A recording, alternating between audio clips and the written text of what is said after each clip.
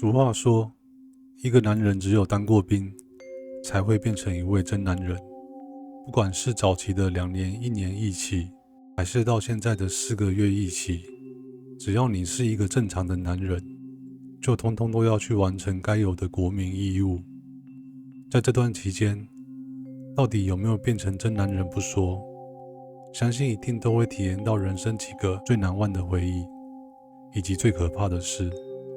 不可相信当兵除了兵变可怕之外，再来应该就是鬼故事了吧。相信有当过兵的各位男生一定或多或少，就算没看过鬼，也都有听过或遇到同梯学长分享的遇鬼经验。大家好，欢迎来到不听不可的频道，我是不可。今天要来分享2则不可当兵的时候本身以及同梯发生的灵异事件与各位分享。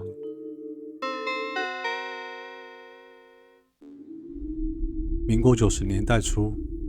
那时候我服役的兵种是海军陆战队。我怀着忐忑不安的心，搭着载满一堆新兵的火车，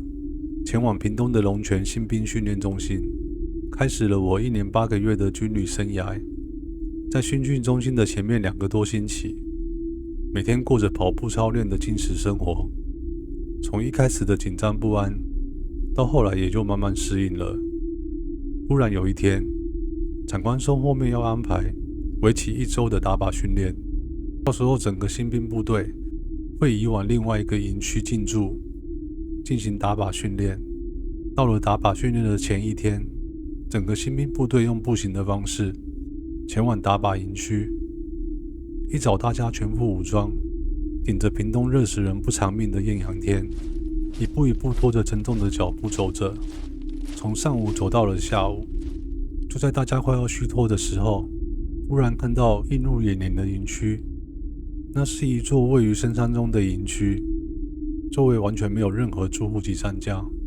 显得格外的阴森。大家抵达营区之后，班长安排各个单位的寝室位置，后面就是长官给大家的自由时间，让我们整理一下私人杂物，顺便打扫一下环境。就在此时，我看到一个同梯弟兄，平常总是跟我们嘻嘻笑笑的，非常的活泼，但不知为何进来营区之后，就整个变得很严肃，不发一语。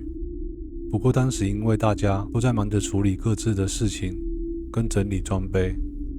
也就没有再跟他多聊些什么。之后几天，大家就过着每天练习打靶的训练。几天过后，就在训练即将结束的前一天，才注意到那个同梯整个人无精打采，感觉好像好几天没睡好，整个人黑眼圈很深。大家晚餐后休息的时间聚在一起聊天，他才吞吞吐吐的缓缓道来。同梯说他本身就有吸引好兄弟的体质，当他第一天到这个营区的时候，就觉得整个人很不舒服。就在入住营区的第一天晚上，大家都入睡后，半夜他尿急要起来上厕所，就当他要走到寝室门口的时候，迷迷糊糊间好像看到有一个军人站在寝室的角落在看着他。他揉了揉眼睛，想说是不是自己眼花了，再看一次，真的确定角落有个军人，而且还全副武装的站在那里。他吓得连厕所都不敢去，直接转身回到通铺上去躺着，拉着睡袋盖住了眼睛，瑟瑟的发着抖。但是好奇心使睡，过了几分钟后，同梯还是忍不住拉开睡袋，往角落看去，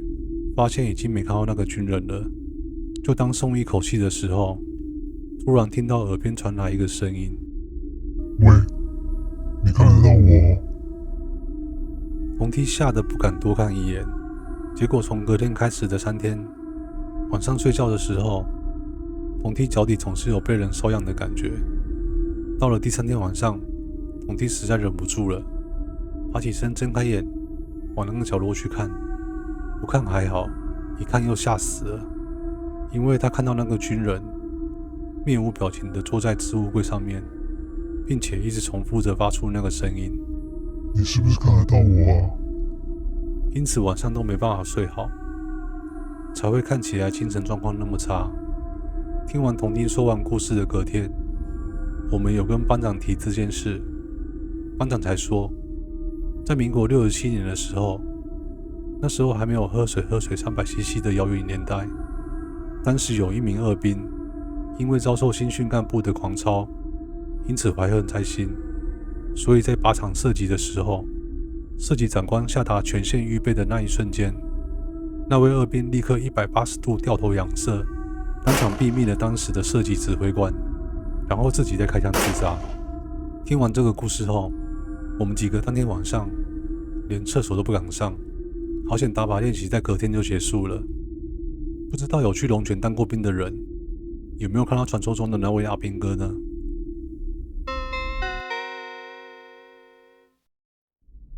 下部队分发时，由于Book的家是住台北，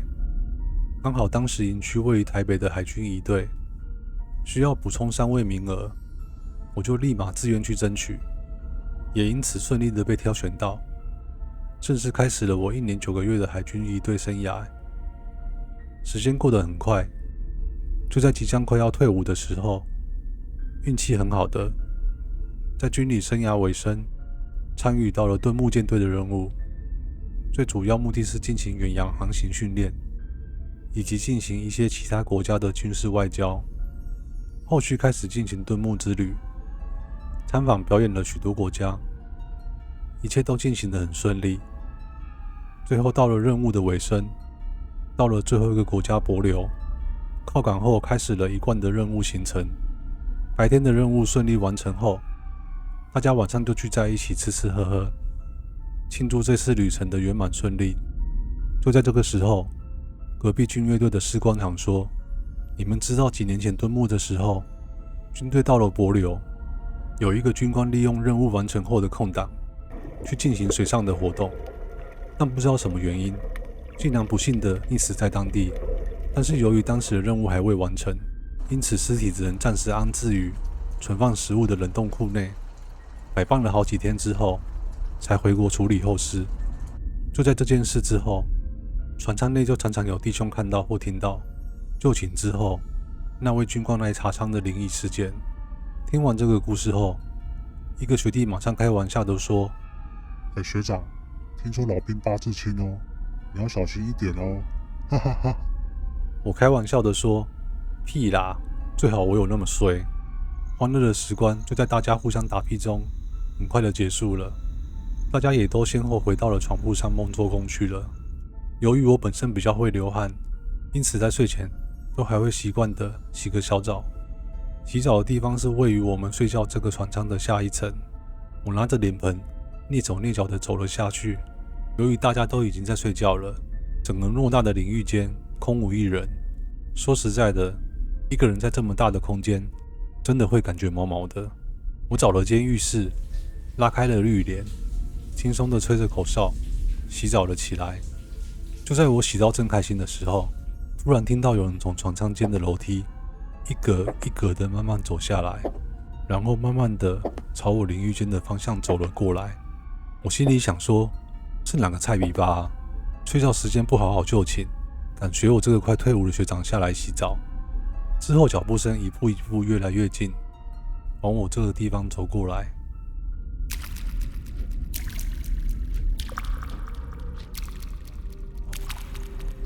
声音停在了离我现在洗澡的地方，大概3间淋浴间的距离。我等了一段时间之后，都没有任何的声响。这时候，我就开口问：“外面是谁啊？”等了一阵子，都没有人回答。我当下有点火了，想说是哪个白目在恶作剧，就说：“是谁在外面啊？不要给我在那边闹哦。”结果还是没有任何回应。我马上把澡冲一冲，走出去看，外面竟然空无一人。我想说是不是有人恶作剧，给我躲在其他淋浴间。于是我就一间一间的都拉开浴帘去找，结果都没有看到任何人。就在这个当下，我脑海中闪过了今天士官长说的那个故事。这时候我打从心底的发毛了起来，心里想说，不会吧，老兵八字轻，还真的被他们给说中了。我立马拿着脸盆，3步并2步的冲到我的床铺，塞进我的睡袋中，一颗心扑通扑通的跳个不停。就在我整个人还惊魂未定的时候，不知道是因为我惊吓过度产生了幻听症，这时候我又听到那个熟悉的脚步声，在我周围环绕了起来。我整个人用睡袋紧紧地包住了自己，连头都不敢伸出去看。虽然才刚刚洗完了澡，但是此时的我已经全身大汗，闷在不透风的睡袋里，没有一点勇气把头探出去。就这样过了许久的时间，我热到整个昏睡了过去。隔天我问了周围的弟兄，昨夜有没有人半夜休息后有下去洗澡的？大家都说没有啊。我心里想，或许我是真的遇到了士官长口中说的那位军官下来查仓了吧。今天的故事就到这边，如果喜欢我们的影片，也请帮忙按赞支持，并且订阅我。欢迎大家留言以及分享灵异经验给我。不可感谢大家的收看，我们下期再见，拜拜。